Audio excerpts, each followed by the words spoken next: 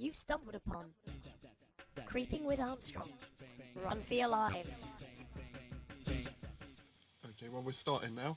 We were going to name this podcast after, out randomly out of a book. We took a book off the shelf, which is Moondust by Andrew Smith, which we said that it's obviously one I borrowed earlier because the spine is broken and there was a pube sticking out between the pages. Which indicated it was one of mine. Yeah, but then James just said a lot of effing and jeffing going on, so I thought effing and jeffing might be a good title for it, but we're going to just, can I take that? You can, yeah. yes. We're going to open this book at random and just pick 3 words out of it, and if any of those 3 words are better than effing and jeffing, which I doubt they're all...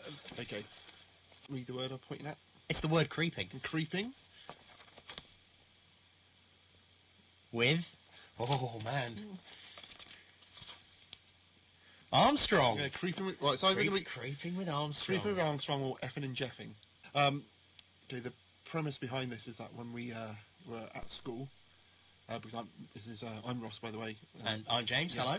We are now in our 30s, or just beginning our 30s, and we've known each other since...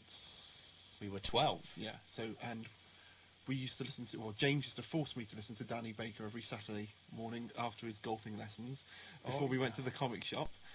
There's only one part of that phrase that I'm actually ashamed of, and that's the golfing lessons. Yeah. That the Baker Show's awesome. Yeah. Comic shop, well, that's what I've just done. Yeah. And don't. Let's sketch over that dark past. But one of the things that we thought that, well, James thought that we could easily do our own radio show, and it wasn't until the advent of podcasting that we've actually going to give it a go and probably fail miserably. Well, we've waited for technology to catch up with us. Yeah. We've basically been like the veritable tortoise in the hare. We've been sat, with the sun on our bellies, getting fat, waiting for technology to catch up with us. And lo, it has. But saying that, James has not been kissing fat. He's been losing more and more weight as the years have been going on. So them golf lessons. Yes, so what we thought we would do, because I always find it hard to work. Not to work with a brief or work without a brief. Find it hard to work without a brief. That we just said we'd just bring it along stuff and try and talk about them. And who wants to go first? Well, I feel I should also note as well that we're recording from the almost Batcave-like surroundings of my room, which is actually just full of rubbish, quite frankly. Yeah. Not like Mr. Trebus. Which is exactly what I was going to say. Mr. Oh, he was great. Okay, if ever you saw, back in the BBC in the late 90s, there was a great series on The Life of Grime, highlighting you watch these reality shows where you think, there but for the grace of God go the rest of us, and hats off to these people that spend all their lives going around cleaning up the most foul places on earth. And one of them was the ongoing saga of War Hero. No, it's wrong to laugh at a man's misfortune. No, he's mentally ill. He wasn't. He was just. He was mentally ill. He used to go around and pick up rubbish and store it in his house. That is mental illness. Until he had to crawl through rat-infested tunnels. He was in his 80s. To get in and out of his house. But recently I was in London, we watched Life of Grime, where he was in an old people's home and they cut his hair and his toenails, and he took him back to his house and he burst into tears. Which shouldn't be funny. But I looked up on the internet and there's a band called Mr. Trebus now. So we might try and get some the band Mr. Trebus music on this podcast. Gets involved. But I forgot what I was going to say. Oh yeah, but he wanted to go back to his house, but he burst into tears before he could open the door.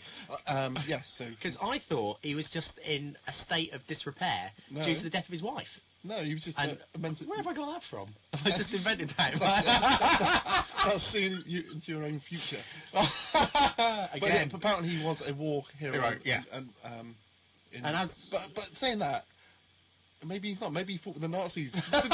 Who sided with the Polish on? Well, I know he drove a tank. He was on the side of the good, shall we say. He was wearing the white hats. He was part of the Polish resistance. All right. But, as you say, during the end of the Second World War, and as I believe has been going on in the recent conflict in Iraq, when the invading army or, said army turn up, the uniforms get dumped pretty quick. Yeah. And then it's, I'm nothing to do with this. I was just here by accident. I was on a boating holiday with my wife, Caroline, or something like that. And... So who knows? Who actually knows what side Trebus was on? But no, I have sort of written down over the last few weeks and sort of been mulling over what it is that we could possibly discuss. And I've got a few things. First of all, and I'm just interested to hear your opinion on this. As we get older, I've come to realise there are certain things which I'm yet to master in a social situation. Like the other day, I feel I should point out that I am a teacher. I'm not going to say where or the name of the school or anything like that, obviously for legal reasons, but I am a teacher, and part of your day-to-day life is walking down long corridors. Now, here's something that I just thought, I don't know how to do this. As you walk down the corridor, if you see someone you know at the far end of the corridor, how do you go about making eye contact and acknowledging them? Because you can see them from miles away. You're good 30 feet away, and you're now both walking closer and closer together. At what point do you make eye contact and go, hello? Because the point is, if you do that from too far away, you then... You've got to start having a really quick conversation with them. Or you've got to think of something else to do, like having a little chuckle. Exactly. Shaking your head. Exactly. Yeah. Or the other one that I've seen people do is that people pretend that something else is going on in their lives, and they either drop their heads down as if in deep, deep thought or in sorrowful reflection, and then when they get about 2 feet away from you, look up and go, hello! And then walk past you. And I thought, I don't know, where do you learn the etiquette for doing Well, these if I'm doing it things? in the street, I always normally pretend that my phone's ringing and go and get that out. But you can't do that at school. Well, yes, you're quite right. Yeah. I have to confiscate phones, and what I always really like is if ever you have to confiscate a pupil's phone, they go, don't use it! Oh, of course, because naturally that would be the first thing I need to do. Oh, do you mind, I just need to ring up Brazil on your pay-as-you-go phone with £3.20 credit in it. Do they actually talk in class on their phone to each other? Because I imagine that's what I would do in a Goonie sort of walkie-talkie adventure. No, inevitably they're being texted by a pupil who has been kicked out of a lesson and is then stood in corridors bored. I am in corridor, where are you? Spell, and they are texting back, in... I obviously won't say the name of the lesson, but as a result I'm in that, and you just think, oh, great, you know. And again though, touching on our reoccurring theme of looking back over our past, do you think it would have transformed our teenage years if we would have had mobile phones? Because I just think it just would have just given me more chance to embarrass myself. No, I think it would have been better. How so? I just feel like it'd be much easier to text your affections to because I know that's obviously what you're thinking about, how it improves your love life. Or lack of. I think it'd be easier to communicate with the opposite sex via text message. But you see, I just think calamity would have ensued. Yeah, well, and everyone would have been doing it. Well, yeah. You know, perhaps.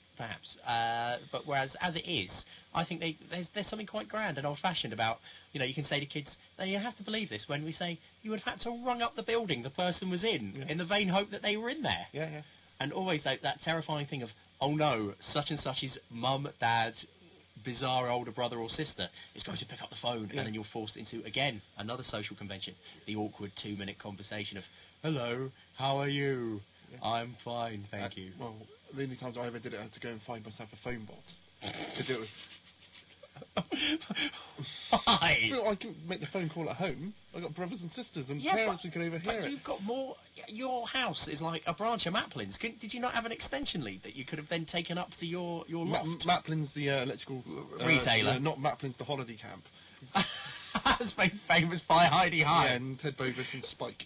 I think my first year of senior school, we all went down the beach, and I got my dad's enormous cassette player, and we just listened to Kevin Bloody Wilson. Yeah, I want to Kevin Bloody Smith, but that's the fun-sized comedy auteur. Yeah.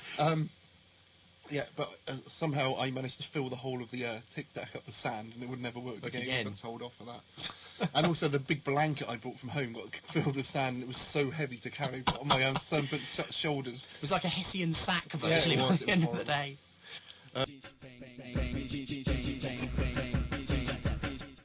You've stumbled upon Creeping with Armstrong. Run for your lives.